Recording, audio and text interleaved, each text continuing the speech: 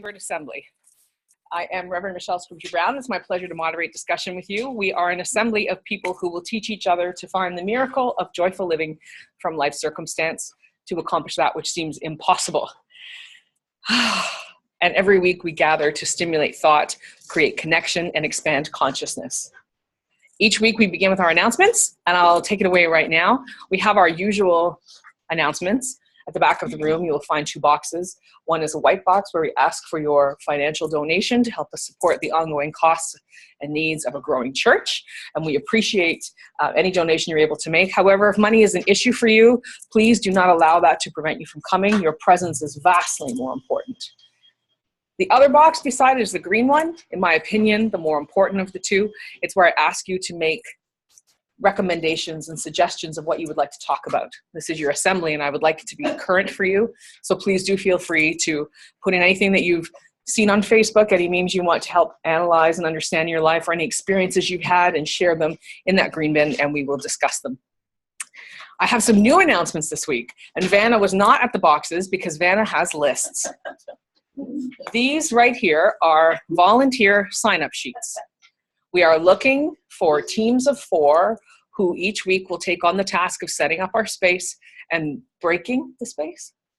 Yes. Striking the space, which means putting the chairs back on the thingies, emptying the coffee bins, having the mugs washed and put away and all of that. So if you would like to volunteer to assist with this, there are different week blocks laid out, and you can choose a week, and please do sign up.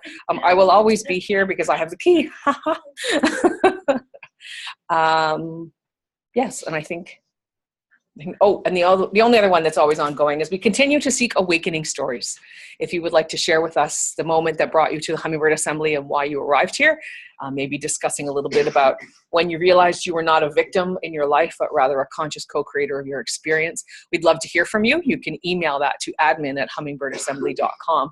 The intention is to compile them all into an ebook so we can make them available on social platforms so that people who are going through their awakening don't feel quite so alone as they do so.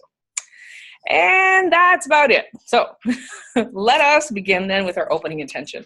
You're welcome to read along out loud with us or silently in your mind just to join the experience. May I come to understand that blessings are everywhere, that my attitude will affect outcomes, and that challenges are often gifts in disguise.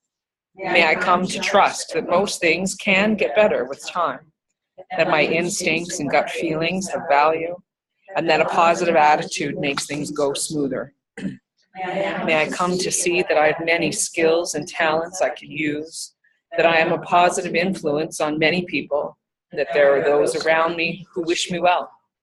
May I come to value that today is a blessing to be enjoyed, that each person is unique and important, and that each moment of my life has meaning. So for today's discussion, we are not moving on from the law of gratitude.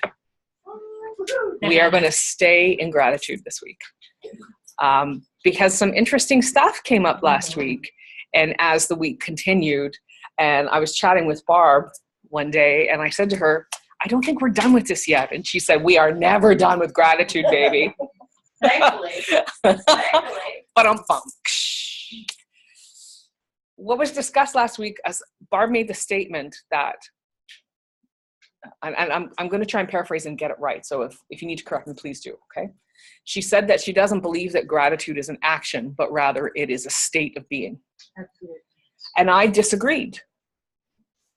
And I didn't disagree out loud, but I was thinking about, I don't know if that's reasonable. I don't know. I feel like saying that gratitude as a state of being rather than an action makes it unattainable. And I don't want it to be unattainable. And then I was arguing with myself, as I often do, like both sides of the discussion. And I was thinking about how I often say that we move in and out of states, right? Like enlightenment is not an ultimate goal that we will be in forever. You will have moments of enlightenment, and then you come right back to whatever you're having. You flow in and out of states. And why can't you flow in and out of gratitude? And I didn't come up with an answer for that. But then I was at a meeting on Tuesday where somebody was speaking from the heart and talking about the practice that I often describe of your 3 good things. And she was sharing the impact that that's had in her life. and I don't know if she wants to be identified, so I'm not saying anything, but if she does want to be identified, she can let you know who it is. So she was talking about their experience, and I realized that perhaps it's true, that gratitude is not an action, it is a state. And what she was saying was that in that place of pain, sadness, sorrow, frustration, anger, whatever form your victimhood is taking, when she got her daughter to say her 3 good things, her words were, it elevated our state. And that was when it occurred to me that perhaps Barb is right. Although only in part, because I think it's the action of gratitude that elevates us to that state. What do you think? I don't know what I think. No, I think that Let's- makes perfect sense. Well, Hang on a sec. Hang on. We've got a hand at the back of the room. You have to shout because we don't have a microphone for the internet. I was going to say that when you first are in that sort of victim or in the negative space where you know, before enlightenment, Yes. that it requires action to find the things that you're grateful for and have that gratitude. Because when I started, I had no idea. It was the most difficult challenge that I was facing, was to find 3 things I was grateful for. And I really struggled with that. But the more you elevate yourself, the more becoming in a state of gratitude almost becomes more natural. It's like so you need the action in the beginning to get something started, to change that behavior, that pattern. And then when you become in a state of gratitude, you see it all around you. Or that, but I also agree with you when you talk about flowing. Right. Because or maybe that's just a level before you get into the other state of being constantly in gratitude. But I think it requires action in the beginning. I think it's like learning to ride a bicycle. You have to focus, focus, focus. And then one day, suddenly you're riding it without thinking and you just do it unconsciously, or like learning to drive a car. So I think it takes action in the beginning. Like it might take a lot of practice and action till it becomes a habit, which is like maybe then a state of being. So gratitude takes practice to become a habit, which allows the state of gratitude to be enabled. I don't know. I just think it's, I think if you spent your whole life, you know, maybe not particularly looking for the things that are good in your life, it's like overnight you can't say, well, this week I'm going to be grateful for everything in my life, and then from the rest of my life. And that's the thing I tend to do. Well, I better, right. I did it. You go big or you go home. This day I go, oh, wow, I did so great today. Oh, well, I've got this mastered. And then the next day something happens and I'm having a really bad day and I'm going, boy, you really suck. You know, you can't do anything, right? Like I think you have to be careful. You totally do flow. And that's part of being a human being, right? That's why we came to this life, was to have this experience of being a victim, of never being right, of always feeling attacked, and then to flow into the state of, no, actually, this is divine. I think what I'm having trouble with is the word action. You saw me Wednesday. I was not feeling grateful. But it came back gently. I saw you Wednesday? Wednesday morning, was it? I thought it was Tuesday. No. We're thinking about The day you dropped in at my house. Oh, that day, the Wednesday. Yes. Yes. Yes. Yes, I was not feeling grateful. And you caught me in my moment of severe ungratefulness. But it flowed back very gently. And it did. By the end of the day, I was back in my space and I needed to take no action to get there. It simply flowed back to me the way it should. And then you cry again because, oh, thank God it's here. Right? It enabled me to look at the situation from a state of gratitude instead of how I felt that morning. Or how did you get back to there? It just came by itself. Just all by itself? Yeah. Just kind of. As I went through, I'll preface it by saying, and I'll let you know, Veronica passed away Tuesday night. So Wednesday morning, when the news came to me, my gratitude was not too deep. Even though I had been very prepared for the fact that I knew she was going to pass, I felt crap. That this is unfair. You know, she's only 43. She's this, she's that, she's mom, she's wife. All those feelings were coming up. But it just slowly through the day, once, and Michelle very kindly dropped in, which was a lovely surprise. She helped me even, I think, step past how I felt because I was having trouble getting my emotions under control Wednesday morning, but just slowly through the day. I started thinking, oh my gosh, how grateful I am that this woman was in my life. How grateful I am that she was such a warrior. How grateful I am the inspiration she was to so many hundreds of people. 3 people on my timeline actually came up and said, oh my gosh, I met her, such and such and such, and she was so helpful. So the gratitude came back very easily, and it was not an action. So there's where I'm having a little trouble. What Part of the shift actually was is. that I would submit that I took action. I used your question that you shared with us like a year ago about when people are talking about grief and pain, that you say to them, what did you love most about them? Tell me about her. Help me know that person you are grieving. It was my first opportunity to explore the impact that that could have. So deep gratitude to you for that. And then I think that got you thinking about what did she bring to my life? What did she bring to the world? If I may, Yeah. Barb, I look to you as a mentor, someone to aspire to because of your. Me too. And I think that if to be respectful, that you're in a different place than maybe other people. And I mean, the actions or the things that you do, the gratitudes that you post on Facebook and things are so amazing. You are at a higher level of your gratitude or where you are maybe than someone else on their path or their journey. And I aspire to embracing gratitude in a natural way, like it seems to come from you. So when I say action, what I actually mean is that when you are not on that level or that part of your journey, it does require that practice, like riding a bike, to reframe and to elevate yourself with that gratitude. Because And I don't think it I would necessarily agree comes- 100%. And I think initially that's why I came up against, no, it's not a state, because you have to work to get there. But to dig into your question about how do you transcend like the moment that you're in, to turn back to our boyfriend, Mr. Matt Kahn, he said very profoundly for me in October, it was around Thanksgiving, and I don't know if you were at that gathering where we were discussing the power of thank you. And it continues to stick with me, where he said that every moment you are experiencing, every symptom you're experiencing, if you want to transcend it, you have to say thank you for it. So thank you for this runny nose. Thank you for the cold. Thank you for the need to pee. Thank you for the anger. Thank you for the frustration. Thank you for allowing me to see what I look like when I'm resentful. Thank you. Oh, thank you. And see, just saying those thank yous that many times, like I feel my insides just do, settling right down. By acknowledging that we're there, because part of the challenge, in my opinion, of so many people who participate in the world that I'm a part of, spiritually speaking, they don't want to talk about the other side, the negatives. They don't want to talk about the frustration, the anger, the rage, the victimhood that we all experience. It's part of why we're here. And what I love about Matt, aside from everything, is that he tells us to embrace that.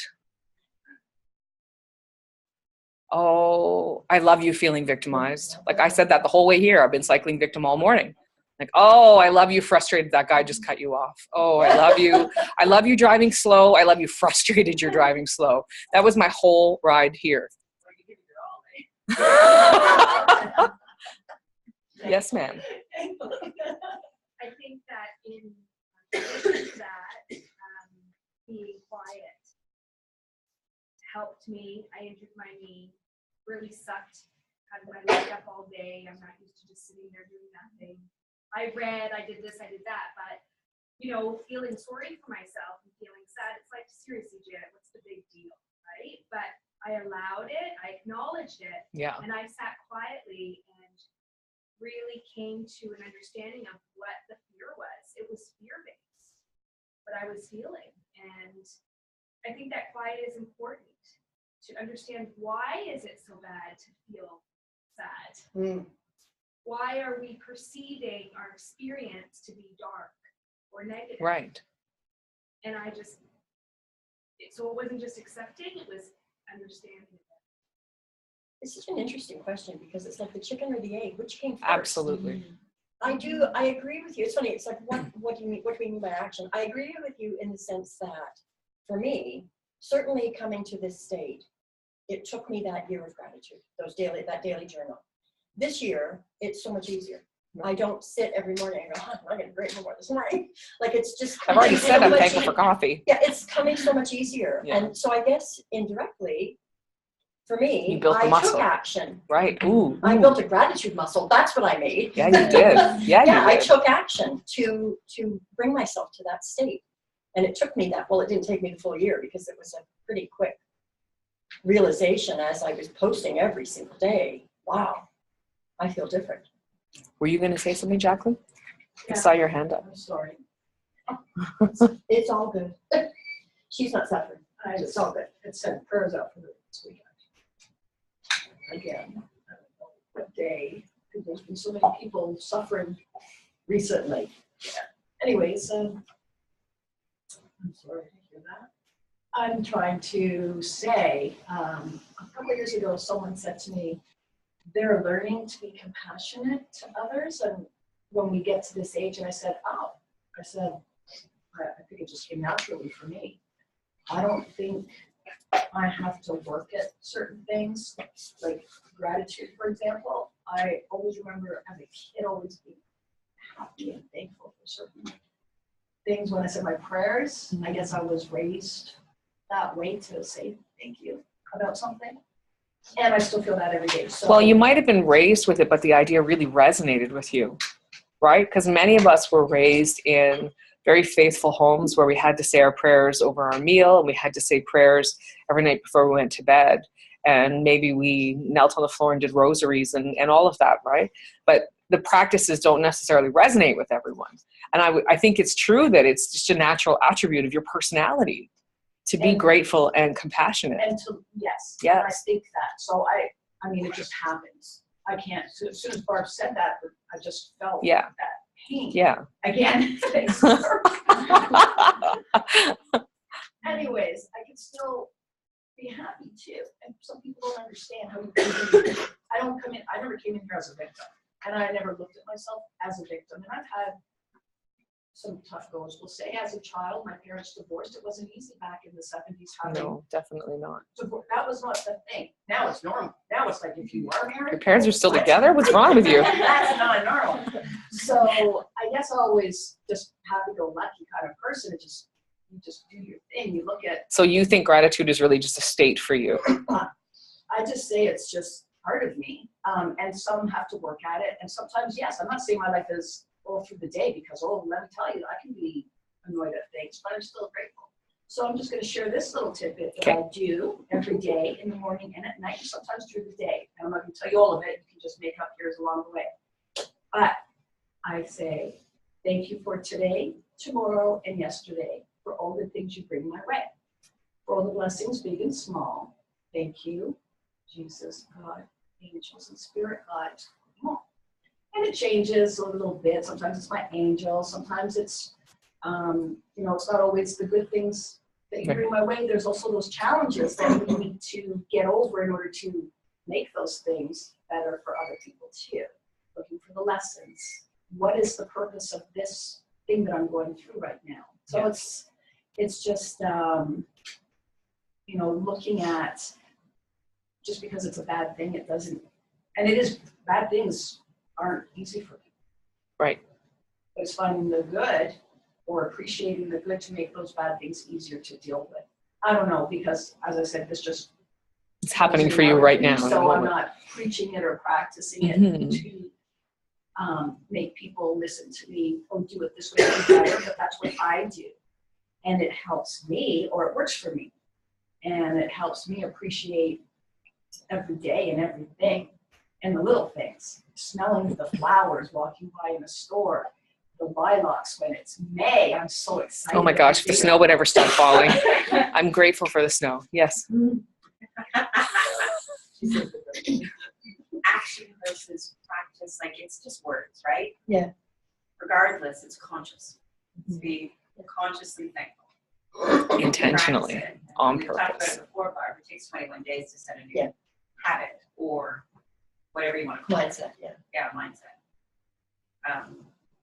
It's part of being conscious, and if we're conscious, then we ascend. I think that was the biggest thing over here is, what is the purpose of this negative thing that's happening to me right now? Because there's always a purpose. Perceived and it's, negative. it's perceived negative, and you're always like, why is this happening to me? This is awful. It sucks. Hate my life. Whatever. I don't know. Right? Like, but there is a purpose, but you don't know what it is until after. So you find the lemonade. I'd rather Interesting. I don't know if it was you or Tracy make a that lemony said margarita. What made me was it you what made me feel grateful?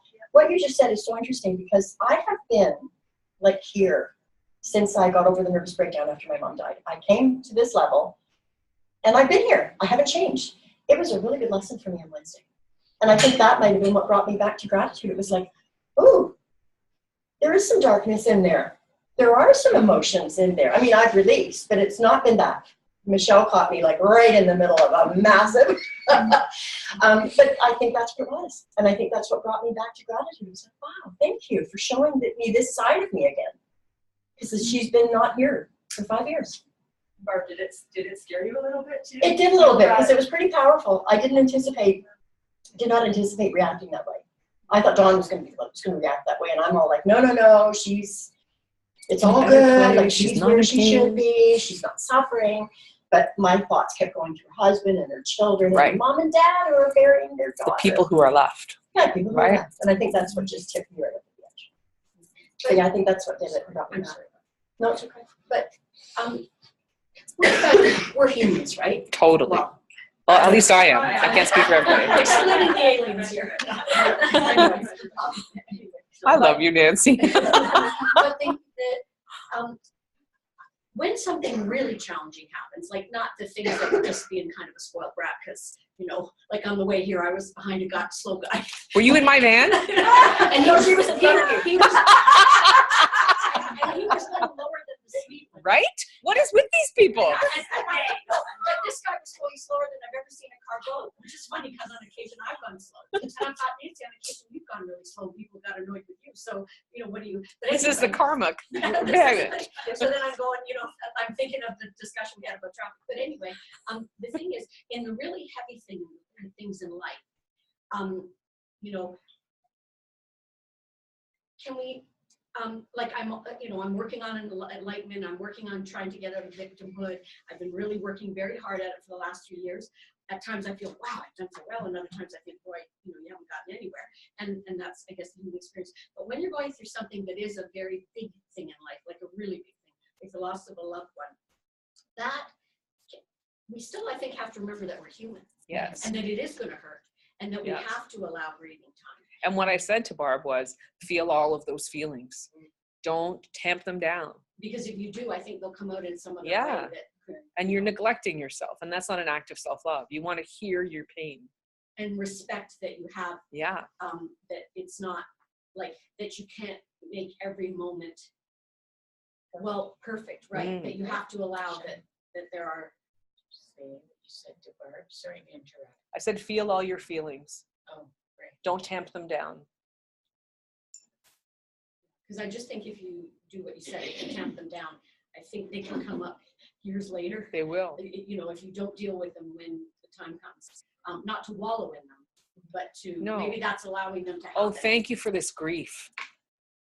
Thank It's you. interesting too, because what you said and then what you're saying brings me back to Crystal Andrews Morissette and one of her favorite things. If you keep swallowing your feelings, you're going to implode.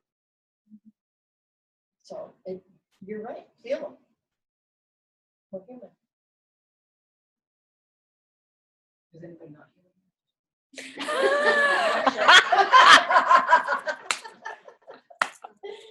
Oh my God, we love you. thankful for laughter every day because Amen, without sister. laughter, oh my gosh, man, that Amen. makes a big difference too. Yeah. So the more we can laugh and enjoy, the more we appreciate Yeah. That those sad times are better times. Yeah. So what do we think? Is gratitude an action? Or is it a state? Or is it both? Yeah, it can be both. Let's just say it's both. Is it really important to define it? I don't know. It's a practice. Yeah. I'm grateful for that question, Annie. What are you going to say? She Is said, it really necessary to define it? Yeah. I use the word tool. That's my word right now for, because in that scenario. are you calling me a tool? Of the day. Mitchell always says, get off the road, you tool, when we're driving by somebody slow. Tracy, just calls you a tool. A useful one though, Michelle. Yes, a very. Oh, well then, okay. What were you going to say? I lost my train of thought now. You call them tools? Yeah, like the example you gave with, with the child and Right. at that time, I was looking, I needed something to help her in that moment. And immediately, that's what came to my mind was the gratitude. And I was teaching her about that. But 15 minutes before that, I wasn't sitting going, I'm grateful, grateful, grateful. I was doing something else, like whatever it was. And then that situation presented itself. So I think of it almost as a virtual toolbox. Who do I have in my toolkit? What do I have? And like last night, when I posted this stuff on the 2 groups because I was needing, my tools are my moon group and my basin group village, right? Those are my tools because I know that the people that are in those groups are people that I can reach out to and look for support and guidance and love and all those things. And when I'm not, holding my phone and talking to people, I've got gratitude as my tool, an internal tool, right, that I can use to ground myself or bring myself back. I'm more often than I'm not in a state of gratitude. But when I am not in that state, I'm using that. They are very intermingled. When I'm not in that state and I am vibrating out like lower, I'm much more conscious now of how do I bring myself up, right? How can I do that? What are the tools? Light sage, sit quiet, find a meditation. Think about my 3 tools that I use. So. I will say one thing. In the moments that I've succeeded at being grateful and gone through a phase of being grateful, I notice things come, more and more things come that to be grateful for. Like more and more things. Law I get of in the flow, attraction. the vortex, whatever you want to call it, and then I go, wow, this happened, and then this happened, and then this happened, and it's like, it's kind of like, I've never been a surfer, but I thought it's like riding a wave, and Totally. it's just kind of, it was an eye-opening experience the first couple of times it happened. Yeah. And that, so, but I'm still. And that probably invites you back to it, right? Like, how do I get back into that flow? Yeah. Oh, I know. I'm grateful for clean panties. Yeah. Gratitude makes everything sweeter. It really does. Everything's sweeter. It's amazing what it does to your day, no matter how shitty your day is. If you actually just say, okay, I'm having a really, really bad day, and you acknowledge that, and then say, okay, I'm just going to switch it over to a point of gratitude, and what is there today that I could possibly be thankful for? And you take even just the most minute little thing, and if it's snowballed into more and more things. That happened last week for me. I was having the worst day. And I just changed it all around to gratitude. By the end of the day, I was like, I feel freaking awesome. It's like that other part still existed. It was still there. And nothing changed in that sense. It was still happening. But in the way that I felt, it just was completely night and day. I'm like, I'm going to do this more often, I think Jacqueline made a really good point about being in gratitude. Like, you notice the lilacs. You notice the smell of lavender, that coffee brewing. It's like, holy crap, like everything is sweet. It's so different. when you're not in gratitude, you're right. Everything looks crappy. It does. I think those people let I it think take that's hold the of them, same. right? Sorry? If you let it take hold of you, you didn't let it take hold of you. Yeah, well, it's gripping, right? When you have something bad that happens, it just sucks you in and you're just drained, right? So how do you just sever that and say, okay, be over there, and I'm gonna somehow, I need to change where I am right now because I'm tired and I don't want to deal with this anymore. Sometimes you can't get past it, but you have to play the devil's advocate almost, where you might be going through that difficult time, and loss is not something that you can just say, okay, I'm done today, we're now over it, we move on. That's always there, and you'll revisit it over and over, and how can you not when you've lost someone special or know that someone's lost someone special? It's very heartfelt. But you can also enjoy the other things that you are here and able to appreciate those that are here with you, or those things that are with you. And it can be as simple as the flowers, because I remember back in the 80s, I was at this job and my boss was taking me for lunch. We're walking along the plaza. And there's all the flowers out front. So we're walking by and I go back and there are carnations, and I love carnation smell too. So I saw things going, what did you just do? I said, oh, I was just smelling the carnations. He's going, why would you do that? And I said, I don't know, Why wouldn't because I I? like the smell of carnations. And he said, you took time to smell the flowers. He said, that's really something. I'm going, you can't take a moment to appreciate something. And I was younger then. Yeah. But it's just something that, as I said, it comes naturally. I grew up in the country, so you appreciate the green grass, the meadows, the smell of spring, the birds chirping. And when I hear birds chirping right now, I'm just like, it just takes me back. Yeah. And it brings that, I don't know, that feeling of happiness inside. So look for your happy place sometimes in a bad situation, just to help you get through a little bit, just a little bit, because tough times aren't easy to get over. It's so true. We have just a few moments left. Have any final thoughts? I saw a hand pop up. When Rebecca was speaking, it reminded me of attachment. Because when something we perceive negative is not leaving us, I have felt that I must be attached to something around that. An outcome or an expectation is not lining up for me. And since I've worked on my own attachment, I feel like I am much more able to accept and let it go. And it is, instead of it is bad, it just is.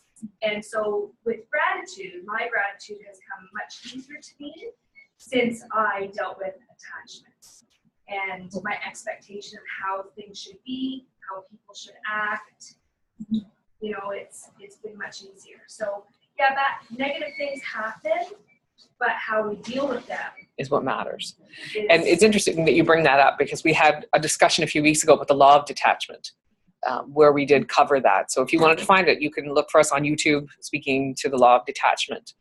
It was See a how couple they all weeks fit ago. together? Isn't it gorgeous? Well, Nancy. like just Last thought. one quick thing. Rivette said, I was having a terrible day. We've all done that. We're having a terrible day. And it's just suddenly struck me as she said that.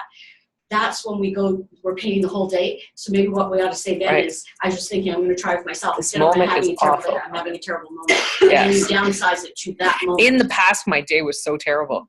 Boom. That's like I've seen that meme that says expectation is the root of all heartache. Ooh. Say that again and louder. Expectation is the root of all heartache. Lindsay, you had a hand up? No? Okay. I'd like to think that I'm new on my journey, so I guess I took a moment on Friday where I feel like life is one of those paintings where there's 2 images, and you can pick the one image to see, and then that's all you see.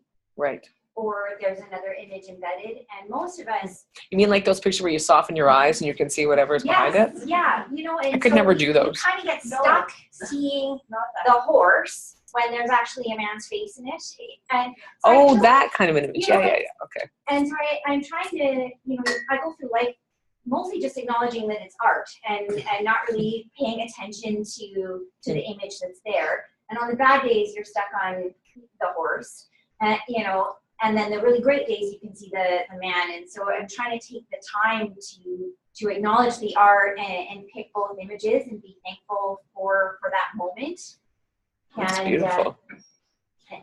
And I think that's where, you know, you get stuck seeing that image, and it's trying to either find the other image or at least be thankful for the colors in the painting, because the rest of it is not quite what you wanted. But Yeah. Well, thank you, everybody. This has been another great discussion. I'm glad we continued with our exploration of gratitude. Yeah, next week we'll get back to the continuation of the laws. Let's just see who's next, in case anybody is looking to. Oh, it's not working. Never mind.